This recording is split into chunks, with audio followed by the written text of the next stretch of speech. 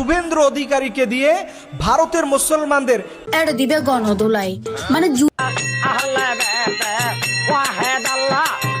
সাবেক প্রধানমন্ত্রী শেখ হাসিনা তোরা যে চিটার, তোরা যে বাটপার, তোরা যে ষড়যন্ত্র, আর আমরা স্টুডেন্টরা বোকামি করে যে হাসিনাকে আমরা পাঠাচ্ছি, আমরা আবার ওনাকে ব্যাকটাচ্ছি। हाय हाय इतना सुकून। বন্ধুরা, আজকের এই ভিডিওটি আপনি যদি শেষ অবধি এবং পুরো ভিডিওটা দেখে নেন তাহলে আপনি পুরো চমকে যাবেন। এছাড়াও আজকের ভিডিওতে আপনাদের জন্য রয়েছে বিশেষ একটি গিফট, বলতে পারেন উপহার। আপনাদের মধ্যে যে কেউই কিন্তু পেয়ে যেতে পারেন এই বাক্সটির ভেতরে থাকা এই যে প্যাকেটটা, এর ভেতরে থাকা খুবই মূল্যবান একটি জিনিস। শর্ত শুধু একটাই, আজকের এই ভিডিওতে আপনাকে সুন্দর একটি কমেন্ট করতে হবে এবং ভিডিওটিকে একটু শেয়ার করে দিতে হবে। আজকের এই ভিডিওতে যদি আমাদের 50K ভিউজ হয় এবং আপনার কমেন্টটি যদি হয় সব থেকে সুন্দর এবং সব থেকে আকর্ষণীয় এবং আপনার কমেন্টে যদি সব থেকে বেশি লাইক পড়ে তাহলে কিন্তু আপনি পেয়ে যাবেন এই যে মূল্যবান গিফটটি। তাহলে চলুন আর কথা না বাড়িয়ে মূল ভিডিওতে যাওয়া যাক। ভারতের মোদির পা চাটা গোলাম শুভেন্দু অধিকারীকে দিয়ে ভারতের মুসলমানদের 4000 মসজিদের মাইকের আজান বন্ধ করে দিয়েছে এই মোদি। এর কারণ হচ্ছে মাইকের আজান নাকি শব্দ দূষণ করে। নাউজুবিল্লাহি মিন যালিক, আল্লাহর গজব নাজিল হোক এই জালিমের উপরে। মনে রাখবেন মোদি, আল্লাহর ধরা কিন্তু আপনার জন্য অপেক্ষা করতেছে। হ্যাঁ পটাশিয়াম হুজুর, আপনি একদম ঠিক কথা বলেছেন। আমরাও চাই আল্লাহর গজব ভারতে নাজিল হোক এবং ভারত হিন্দু রাষ্ট্র হোক। ভগবান क्या जुल्म है। মনে রাখবেন, ভারত একটি বৃহৎ গণতান্ত্রিক দেশ। এই দেশে একটি বিশেষ সম্প্রদায়ের লোকেরা 5 টাইম ওই লাউডস্পিকারে মাইক বাজিয়ে বলবে আমার আল্লাহ মহান, আমার ঈশ্বর মহান, সেইটা চলতে পারে না। মনে রাখবেন, ভারত একটি গণতান্ত্রিক দেশ। সহি পকড়ে হ্যাঁ।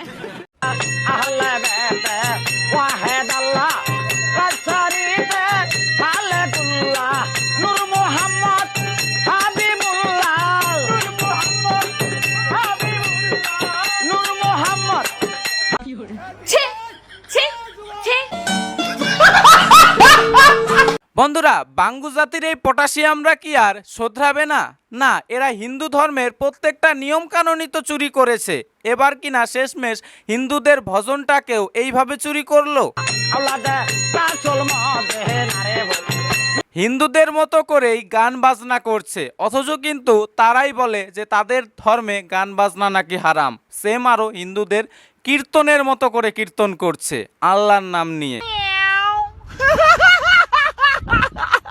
মোদির লুঙ্গি এবার আকাশে উড়বে, চিলকাউয়া করবে ভোগ। কাকু তুমি জীবনে বহুত জ্বালাইছো, এবার পড়বা তুমি খাদে।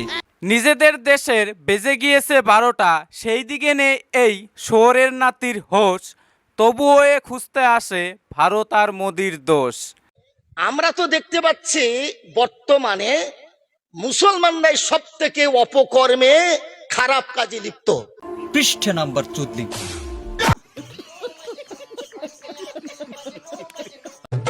যেটা দেখিবে জুলাই এটা দিবে গণদোলাই মানে জুলাই হইলে মাত্র গণদোলাই দিবে, একবারে খেয়েছি এর দোলাই দিবে মানে আগার গোড়ানো চাইবে উদো খেসি বেজাল যদি মুখত মুদ একবার বাই করে যে আমি জুলাই খেসি এর দোলাই দিবে।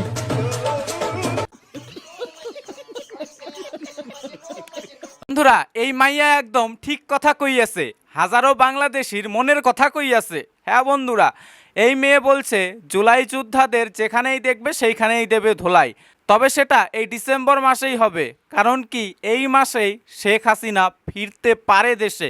এটা কিন্তু বাংলাদেশের ম্যাক্সিমাম লোক বলছে যে ডিসেম্বরের শেষের দিকেই নাকি শেখ হাসিনা ফিরতে পারে। সাবেক প্রধানমন্ত্রী শেখ হাসিনা আজকের ভার্চুয়াল সংবাদ সম্মেলনে বলেন, ডিসেম্বর মাস বিজয়ের মাস। আমি ডিক্লেয়ার দিয়েছি আমি ডিসেম্বরে আসতেছি। হ্যাঁ, আমি ডিসেম্বরেই দেশে ফিরতে চাই। এই বিজয়ের মাসেই আমি স্বদেশ প্রত্যাবর্তন করব। হরে কৃষ্ণ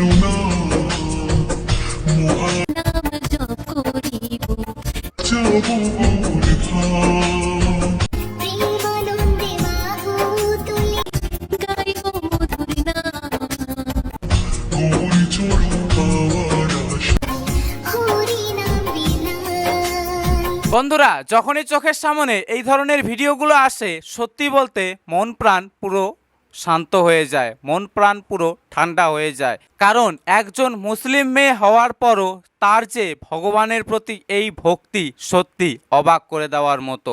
একটা মুসলিম দেশে থেকে, মুসলিম প্রধান দেশে থেকে সে ভগবান শ্রীকৃষ্ণের নাম মুখে নিচ্ছে, ভগবান শ্রীকৃষ্ণের নাম মুখে উচ্চারণ করে এইভাবে ভিডিও বানাচ্ছে, সত্যি প্রশংসনীয়।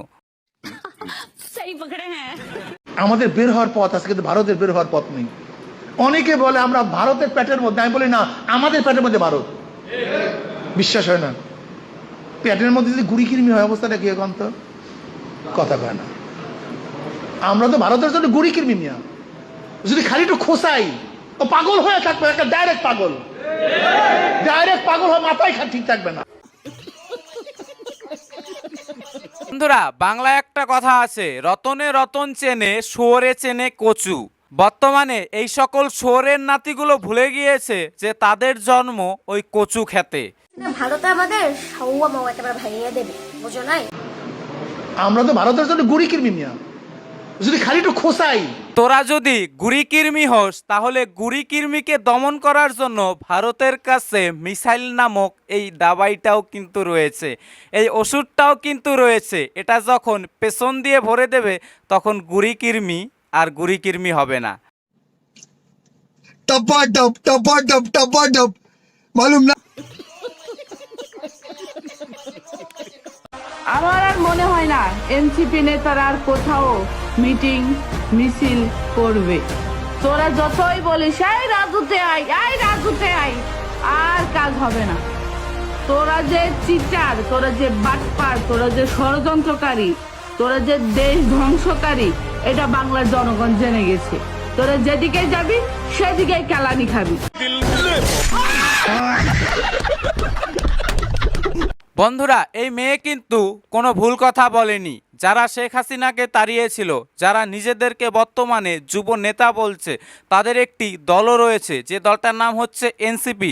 সেই দলের যে ছোড়াছড়ি, সেই দলের যে ছেলেমেয়েরা রয়েছে, তারা কিন্তু বর্তমানে ভয় পাচ্ছে। কারণ কি, আসছে শেখ হাসিনা আসার গুঞ্জন কিন্তু ইতিমধ্যে সরে পড়েছে, ইতিমধ্যে কিন্তু সেইটা শোনা যাচ্ছে। তার যে আসার যে ভাব, সেটাও কিন্তু বর্তমানে বোঝা যাচ্ছে। কথাটা তিতা হলেও সত্য। আওয়ামী লীগ তো জন্মগতই ভারতের দালাল। আর এক শ্রেণীর দালাল আছে বাংলাদেশে। যত হিন্দুরা আছে 99.9% ভারতের দালাল, কিন্তু জামাত পাকিস্তানের দালাল না।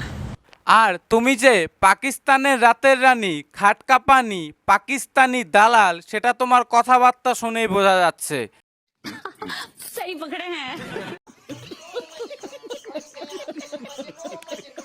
তো যাই হোক বন্ধুরা, আজকের এই ভিডিওটা এখানেই শেষ করছি। তবে শেষ করার আগে আপনাদের আবারও মনে করিয়ে দেই, আমার হাতে থাকা এই উপহারটা যদি আপনি জিতে নিতে চান, তাহলে অবশ্যই কিন্তু আজকের এই ভিডিওটি শেয়ার করে 50,000 ভিউসের যে টার্গেট, সেটা পূরণ করে দিন এবং আপনার খুব মূল্যবান মন্তব্যটি লিখে যান। এবং আপনার লেখা কমেন্টটি যদি সব থেকে সেরা হয়, তাহলে কিন্তু আপনার হাত অবধি পৌঁছে যাবে এই উপহারটি। আমরা নিজে থেকেই আপনার কমেন্টের ওপর রিপ্লাই দিয়ে আপনার সাথে যোগাযোগ করব। ধন্যবাদ, ভালো থাকবেন, দেখা হচ্ছে আগামী ভিডিওতে।